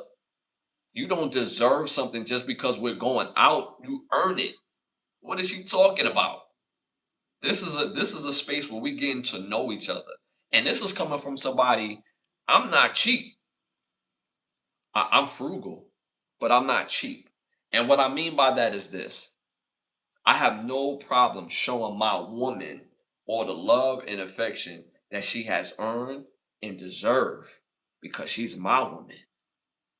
But just to give it to somebody, just to give it to them, you're not going to be able to navigate that. You can't tell men what to do based on showing who's important and who's not. When I give my woman something based on my feeling for her, based on her earning it, that differentiates from any other woman that I've ever dealt with. I'm giving my woman this gift because she's not the other woman that I dated. She's the woman that I'm taking serious. She's the woman that I'm dating and now I'm taking serious. So to say that, to come with a gift, just to come with a gift, whether it could be something like flowers, something as small as flowers, something as small as flowers. A guy can bring flowers on the first date. Yeah, he can, but why? For what? For what? Get out of here. You didn't earn that. Just because we're going on this date, you didn't earn no flowers. My woman deserves to get flowers. And if you become my woman after this, you going to get flowers. And guess what? A dude like me, I'm going to give you flowers just because. Ain't going to be no special day. Ain't going to be on a, Mother's Day or whatever the case may be. I'm getting you flowers today because I feel like getting you flowers today. I don't need no reason. I just wanted you to know that I was thinking about you and I got you some flowers as a symbolic gift to let you know that I feel like you're special to me. But just to go on a date on the first date, that ain't symbolic. I'm getting to know I'm getting to know you, man. And if I like you, then yeah, we're gonna rock out. We're gonna have a good time, and I'm gonna not only show you with everything else I got going on, but I'm also gonna show you with little gifts that I feel like it's earned and deserved. But just to do it, get out of here with that, man. Like, what are we talking about? What are we talking about? A gift on a friend? Get out of here. It's gift enough that I'm picking you up, taking you out, paying for everything, paying for dinner. I had to get fresh. I had to get a haircut. That I had to pay for that. So at the end of the day, should a man bring a gift on a first date with a woman? No. You gotta earn that, B. When you become the woman, when you become his lady, the gift is part of letting you know how special you are. Because any woman could go on a date with him, right? Well, not any woman, but a good woman could go on a date with him, but that good woman may not be for him. There's another good woman that's for him that gets that gift. That's how that work. You're not going to tell men what they should do when it comes to dating and courting. And a part of that is the further that we go, the bigger this thing gets. Simple and plain. I don't even think she would give that advice to her own son. So for every date that her son goes on, because as he gets older, he's going to have women that attracted to him. So every date he goes on, he's just bringing gifts every other when he getting to know somebody. On the first date, get out of here. And she specified on the first date. Get out of here with that. Not jacking that at all. All right, y'all. Moving on to our next hot topic in time to wrap. Um, Question. No, yes, question. Do we need another million man march? Let me know what y'all think about that in the chat. Again, continue to stay engaged, hit them likes, hit them 100s. It helps with the growth of the show. Do we need another million man march? The reason why I asked this question mainly because um, I'm seeing by and large in the media space on how they view us as brothers and how we treat each other amongst the culture. And y'all know what I mean by brothers, right? Right. Um, Obviously, you could go on any social media, whether it's TikTok, YouTube, Facebook, Instagram. There has been an overwhelming interest and agenda to promote jail culture from the brothers, right? Uh, in the algorithm, we see people say, "Hey, you can't come over here at night. It get dangerous in my neighborhood." Jail culture. Hey, man, you not as tough as me, bruh. I stand on business, bruh. You don't stand on business, bruh. And when I see you, you better stand on business, bruh. Jail culture. And it makes it seem like the brothers are more divided than ever. When social media have us more united more than ever. So do we need another million man march to debunk that theory and that understanding that the brothers that we not all on one accord? Now I will say this. We don't all think the same way. We don't all agree on everything, but there's more peace in our community than anything else. Now, there's still some people amongst our community because they've never left the neighborhood, they see each other and us as each other as threats opposed to people from outside. So what that means is people from outside the culture they look at as authority figures, but people from inside the culture they look at as enemies. And to me, that's a very limited scope of men in our culture because it's very simple with the equation. As you get older and as you travel more, you start looking at this thing a little different. But to fix the skew in the perception that cultured men that hey, there's more peace in our communities and we're willing to work with each other by and large, do we need another million man march to deal with that or to do with that? Let me know what y'all think about that in the chat. Me personally, we need to do something. We need to do something. I was there at the first Million Man March, believe it or not, in 1995. Y'all like for real? Yeah, I was there. Yes, I was there. I was there with my older brother that y'all see right here, and I was there with my dad that you see right here.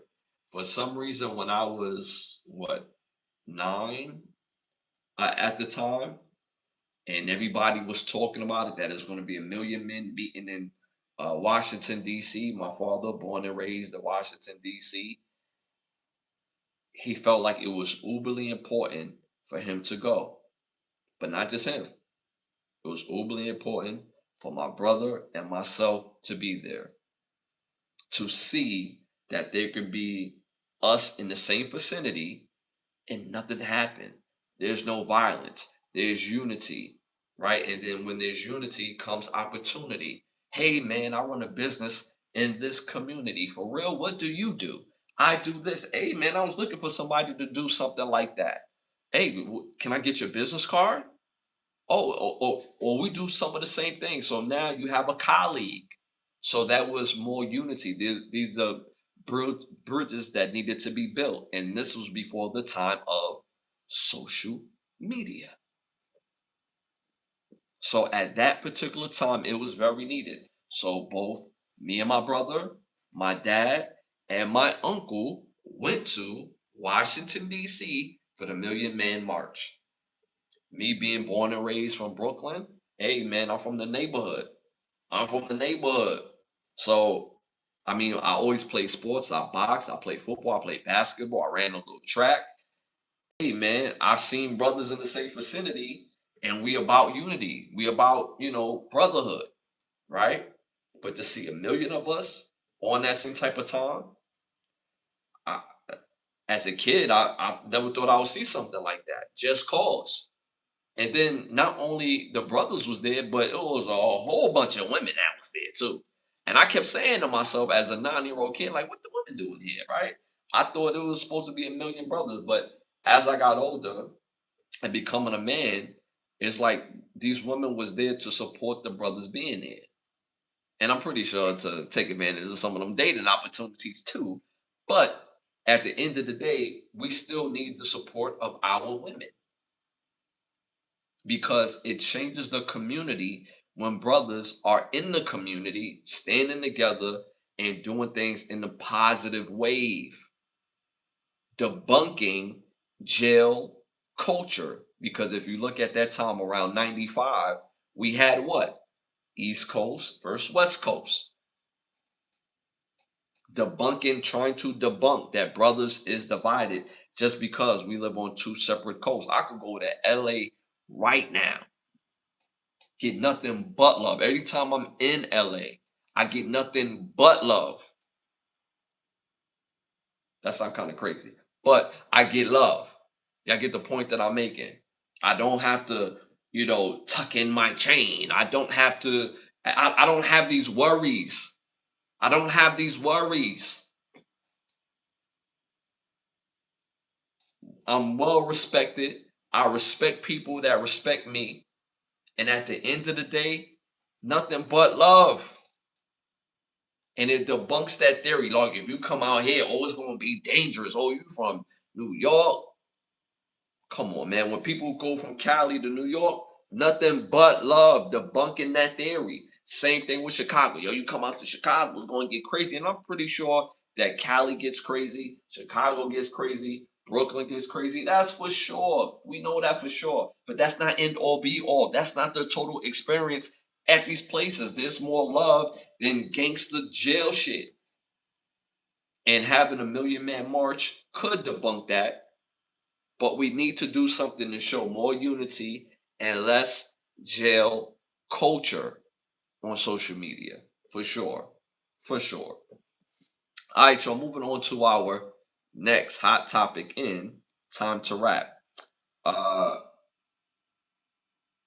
has the pause button hijacked the substance in conversations? Let me know what y'all think about that in the chat. Has the pause button hijacked the conversation of substance? Let me know what y'all think about that in the chat. The reason why I asked that, because by and large, I'm watching mainstream media say something I've never heard them say. Pause. I've never heard that until recently. They're saying pause. So it has the pause button hijacked the substance in the things that we're saying in the media space. Me personally, I don't think so. I think people make it a big deal that want to make it a big deal. Yeah, I don't think there's nothing wrong with saying it in the sense of just getting the right context of what you're saying. It doesn't have to take away the substance of the conversation on anything. Now, if somebody's constantly repeating it and it's basically their conversation and not the substance of their conversation, then they have much more deep seated resolve that they need to deal with. There's some sort of truth that they have to come and deal with. But saying pause in a space of substance, you're just getting the context right. It's not jacking the conversation, in my opinion, or the substance in the conversation, in my opinion. But I'm seeing it by and large on mainstream media like I've never seen before. And honestly, I don't have a problem with it because the substance is the substance, and making sure your context is right. There's nothing wrong with that, as long as it's not an ongoing running thing within what you're saying, what you're spewing in your conversation, in your agenda of what you're speaking about. So I don't think it's taken over, but that has been the conversation through social media. All right, y'all, moving on to our next hot topic in Time to Rap. Russell Simmons has pushback. He's pushing back against HBO. There's a major lawsuit on hand with a hip hop mogul has filed a verified amended complaint on March 18th, 2026. New York Supreme Court is accusing Warner Brothers Discovery, HBO Max, uh, and the filmmakers behind the filmmakers behind the On the Record, defamation and emotional distress, deceptive business practices, and is asking for the film to be completely destroyed. Wow. Pulled from all platforms and for a public retraction along with major damages. Let me know what y'all think about that in the chat. Again, like how I said about Bill Cosby, your name is your name. It takes a lifetime to build it. It takes a moment to destroy it. Let's be honest and let's be clear. Uh, Russell Simmons' name hasn't been clean since the 90s. He's been very successful, but there's always been murmurs amongst the people in business and in entertainment that he has a past. And within that past came with said drug use. That's not something I have to say alleged. Come with said drug use. Now, everything else after that, whether it's the allegations of any manner, you have to say alleged because one, is not proven. Two, it hasn't been dealt with. So that is alleged. And I'm not going to go into detail because, again, those situations have not been flushed out. But there's always been murmurs about certain activities.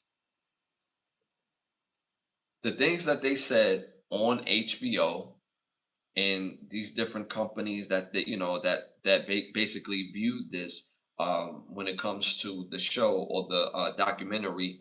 Again, it was called On the Record. His biggest thing would be, do y'all have proof of what y'all saying? And if y'all don't have proof, then this should be destroyed. This should be removed from all platforms. But once it's out there for real. Just because it gets destroyed doesn't mean it's not out there somewhere in the zeitgeist of media, right? Your name is your name. And if people don't have the proper proof based on what they're saying, regardless if it's a murmur, regardless if it's a conversation amongst the entertainment space, it's not end all be all. It's not ironclad proof. It's either you have proof or you don't. And if you don't have proof, guess what? I'm collecting damages. I'm emotionally, I've been affected by this because people think this way of me, and there's no proof to give said claim, and y'all putting out a narrative that's not accurate. So I can see how and why that he would go about this lawsuit because of the proof. Now, if you don't have proof, hey man, you gotta let it flow, let it go. But now, if you have proof of said allegations, then he has no leg to stand on. And this proof goes to the judge. Because if there's anything else, like, we just wasting time at this point. So at the end of the day, hey, he has a leg to stand on if they don't have proof of the things that they said in this documentary. If they do, hey, he gotta go somewhere and sit down and take that. But because he feel like they don't, he has a leg to stand on, regardless of murmurs, rumors, alleged, uh, uh, alleged things, or whatever the case may be. Doesn't matter if it's not ironclad. Hey man, you gotta pay the piper. That's just what it is. All right, y'all. Moving on to our next hot topic in Time to Rap. And again, shout out to y'all in the chat. Hit them likes, hit them 100s. It helps with the growth of the show. Again, we on the road to 20,000 subscribers. We just went over 13,000 subscribers I'm on every Sunday, every Wednesday at 10:30. So again, I appreciate y'all support. Appreciate the love on the live, the videos, and the shorts. All right, y'all, moving on to our next hot topic. A school in Chicago is opening up that will be completely AI. It's going to be referred to as an alpha school, where their main focus is that the core education, which is known as math, English, reading, uh, they they're going to specify 2 hours and 45 minutes to make sure that the core education is dealt with, but it leaves more times for more workshops, artistic ways of dealing with education, business activities, and it's all going to be AI generated. Let me know what y'all think about that in the chat. What y'all think about Alpha School being created, and this school is going to be for uh, kindergarten to eighth grade, and this is going again AI driven. There's a school in Chicago, I believe, is Lakeshore in the Lakeshore neighborhood, and let me know what y'all think about the first AI school that's going to be available. Period altogether. Let me know what y'all think about that in the chat. Me personally, this sounds about right. This sounds about right. It's right on time. Like, think about it. We live in an AI world. Like, literally, y'all, I can't tell the difference between like a lot of AI pictures and a lot of AI videos. Me personally, I can't. So imagine the world that we live in, where now it's even introduced into our school. And the biggest reason why it's being introduced into our school is because that is the new way of doing things, is having some sort of AI, whether it's in business, whether it's in management, whether it's in everyday working, where we're replacing actual people. We're replacing actual educators. And it's a scary thing because what happened to the human touch? Because the human touch is everything. Let's be real. Do we really need school to learn? No. You think that's why we go to school is to learn? No, we go to school to learn how to deal with our peers. We go to school to learn where we are within our peer group, how to handle emotional activities within our peer group. That's why we go to school. We have books to read. We have computers that could bring up 1,000 books at a time. We have our parents. We have our grandparents. We have our own story and history that more benefits us as individuals, let alone going to school to learn the world's history or somebody else's history and having their form of education or grading system. I remember when I was in school and when we took tests, it mattered whether we got the question right or wrong. But in the very next generation, it didn't matter whether the answer was right or wrong. They just wanted to see how you got the answer. And you still got 100, even if it was wrong as far as the answer. But as long as you did the same model, you did the same steps that it took, hey, you got 100. So with this space in place, am I surprised? No, because we're interjecting AI into our system. So now anytime that a new thing has really taken over into our everyday life, they interject that into the schools. When I was a little boy, most people did not have computers at home. By the time I graduated college, everybody had a computer at home. Couple years after that, everybody had their own personal laptop. Couple years after that, most people have a computer, a laptop, and a cell phone. So again, a computer, which is a desktop, a laptop, which is something that's portable, and a phone. And they also do that in schools. And now we have AI that's being interjected in our society, whether it's used 10%, 20%, they're going to start with the children. That's why they started K through eighth grade, kindergarten to eighth grade. That's why they're doing that. What innovative ways can we learn AI, use AI for our societal benefit? It always starts with the children. So am I surprised that there's a all AI school? No, no. They've been trying to replace us in every aspect of life. If you go to Walmart, they have kiosks. You go to you go to the airport, you don't gotta wait on that long line no more. You wait at the kiosk on the shorter line, self checkout line, less people, right? Now we have this in the school. Oh, we're going to have this in the school. Well, now we're removing teachers. They also have self-driving trucks where they're removing drivers because they felt like, hey, this computer is going to be safer than the driver because the computer never has to sleep. So he's going to get there in half the time and he's going to be safe. So the human touch further and further. We talk about the currency being devalued, the actual American dollar being undervalued. The people, us as people, we're being devalued. And the more that they create jobs of this magnitude, the more they devalue us as people. That human touch matter. That human touch in school matter. When you have that teacher, and I feel like we all have that teacher, right?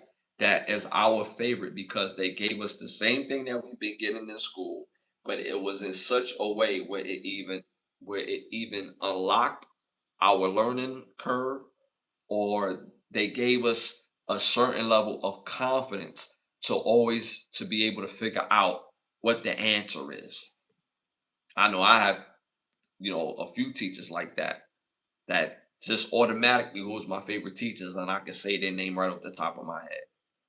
Shout out to Mrs. Vernon, first teacher that realized that I learned differently and been learning differently all my life. My mom didn't know, my father didn't know. Come to find out, I have 135 IQ at the age of 12. I was in regular classes, and when she found out that I learned differently, I was now in the gifted class. And even in the gifted class, I had a 90 average in the gifted programs. And majority of us that was in the gifted class went to top schools in all of New York. So shout out to Miss Vernon for that. Human touch. That human factor matters in the pantheon of teaching. And now that we're removing that, again, the kids will learn for sure. They will get their information for sure. But what happened to that human touch? That's a part of social media now with dating and people relying on social media. What happened to the human touch is so much, we're so far removed that some women don't know how to have a conversation with men where they feel like men are being cringe when it's a conversation. It's so far removed where certain men don't know how to speak to women where they come off as cringy because the art and practice of dealing with each other lessons and lessons. So if we're not getting as many cracks, if there's not as many interpersonal interactions anymore, then we continuously devaluing each other. And somebody say, well, what's the end game, Ash? Why would they do that? To make more money. To make more money. You think people are not getting married by numbers is just a relationship thing? They realize the society will make more money if people are not married because you have less people pulling their incomes together and paying one bill. You get multiple people paying more bills. That's make more money, which leads to families not being interactive anymore. Only time we really see family for real, if you're not around them on a regular basis, as like right now, is when somebody passes away. Unfortunately, we no longer have connection to family. So again, I'm not surprised at this. Um, I was expecting this a little sooner, to be honest with you, but I'm not, surprised at this at all. Again, their focus is on the core activities. They're only going to delegate 2 hours and 45 minutes to the core activities. Again, with this math, science, and anything that they feel is essential. Everything after that that's creative based, whether it's art, whether it's business, they're going to deal with AI. So I'm not surprised, and it's going to be considered what they call an alpha school. So this is going to be interesting. Again, we in a whole new world, and each era gets different. So this is going to be something like we've never seen before. Telling y'all that right now. All right, y'all. Moving on to our next hot topic in time to wrap. Again, shout out to King P. He asked us earlier. He gifted the chat. Again, we had to reopen the podcast because we had sound issues. But he gifted the chat earlier with a membership, and in the chat he asked the super question: Who do you have winning the Final Four? So I had the road to the Final Four. So we got number 3 Illinois squaring off with number 2 UConn. If you've seen the ending of the UConn and Duke game, well, what it ended to a great game. And to me, the biggest highlight of that game is the coach's reaction when he headbutts the referee. Like, this guy is crazy, Dan Hurley. So but when it comes to basketball and understanding the moment, understanding the talent between Illinois and UConn, is going to be a great game. But I've always been a firm believer, if a team barely wins a game like UConn did, they had to come back. They still won that game. I'm just a firm believer that they're going to lose the very next game, because the soak of that type of emotion and bring it all the way back, it is very rare that the very next game you win. And Illinois is a good team. They prevent matchups that UConn is not always favored. I like Illinois in this game, and since the tournament, they have picked it up a notch. And I believe Pedro Stojakovic's son played for Illinois, and he's a hell of a player. So I have Illinois upsetting the number 2 UConn Huskies in the Final Four. The next game, number 1 Michigan versus number 1 Arizona. It's going to be a great game. Arizona is absolutely stone cold, a great team. But y'all know where I'm going with this. Y'all know where I'm going with this. It's Michigan all day, baby, all day long. I have not seen a team that could stop us, and we could beat you in a multitude of ways. And I haven't seen a team will their style over us. So I'm going with my Wolverines to win this game. So I have Michigan beating Arizona. I have Illinois beating UConn for a Big Ten championship. A Big Ten finals. And shout out to the Big Ten. We got the best league in conference in all college sports, whether it's football or basketball. I said it. I got Michigan beating Illinois. So I got Michigan winning the whole thing, baby, like I said from the very beginning. And like I said, because of some of y'all that was rooting for Arizona, if we do beat Arizona, like how I predict, just expect King Petty for the next episode. Just expect that. Just know that it's coming. King Petty is coming. I'm gonna be on your ass.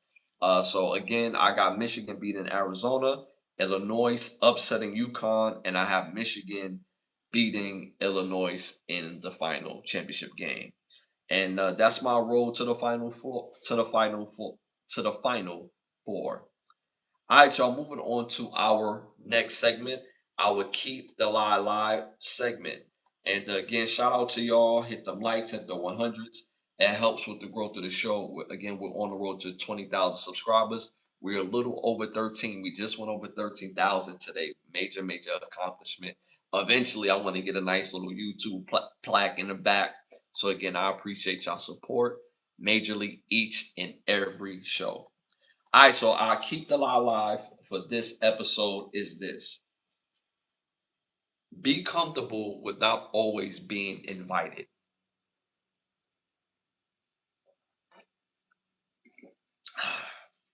Be comfortable with not always being invited. And some people are gonna say, like, damn, why? I feel the type of way if I don't get invited to something where I think I should be at, somewhere with my friends, somewhere with my family. And if everybody is there, why did I not at least get invited? Be comfortable with not being invited and being included in things that other people do that you deem as friends, that you deem as family. Like I said last show, God removed people because he heard a conversation that they have about you behind your back. And like, let's keep it real. Let's keep it real. All friendships are not built equally. I have friends that are my friends that I've had since I've been on this earth. We may not speak every day, but when we speak, it's like we picked up from yesterday. It's always love. I have friends from college that are still my friends. Friends from high school, friends from junior high school, all different aspects of life that we are friends. Like, they want to see the best for me and I want to see the best for them. We may not speak all the time, but hey, when they got something going on, they do invite me. When my parents died, I was surprised who came to the funerals. I'm like, damn, like, I haven't spoke to you in 3 years and you're here? Wow, that means a lot. And I lost my parents back to back.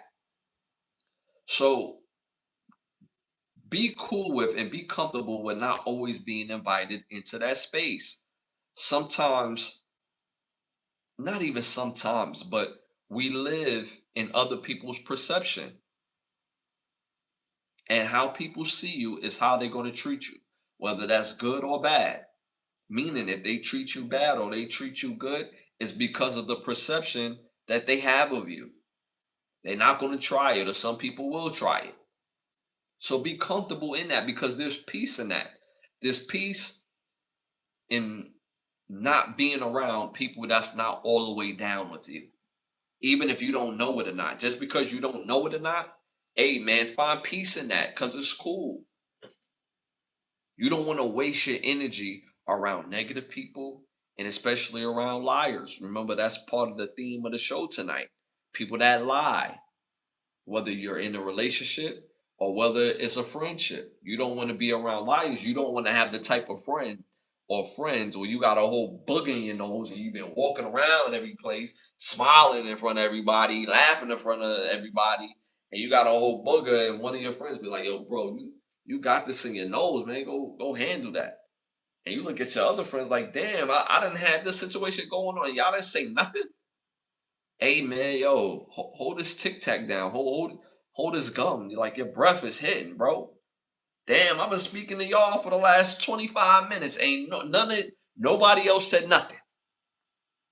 So find comfortability in not always being included and not being always invited in situations that you think you should be at. Because again, like I said that last episode, God heard conversations about you regarding them that you never heard. And when you're not included, hey, sometimes and a lot of times that is a benefit because you're not around wish-washy energy. When you come around people now, they get quiet. Why they get quiet? Y'all was talking up a storm just now. Like, what happened? So be comfortable and not always being invited. Shout out to my dog CC. Appreciate you for tapping in people that are stains. Don't be a stain. Absolutely. Have an ability to be negative. That's what I call stains. People are stains who stand out because they negative or they're trying to be negative. We don't do the stains. I can't stand the stain. So the only reason why you're standing out is because you're being negative. You don't want to be perceived as the person that don't show love. You want to be perceived as if you're different. You're just doing that just because that's not really in you, but it's in you. So don't be a stain for those who are stains. So that's what we call them. So I love that, CC. You called on that. I keep saying I'm gonna make the t-shirts. Don't be a stain. But I always forget once I get off live.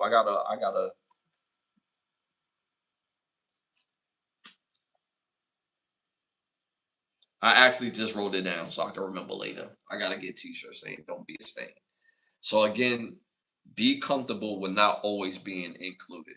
Because again, like I said, episode, God heard conversations about you regarding them behind your back. So I want to thank y'all for tuning and tapping in. Y'all been absolutely amazing each and every episode.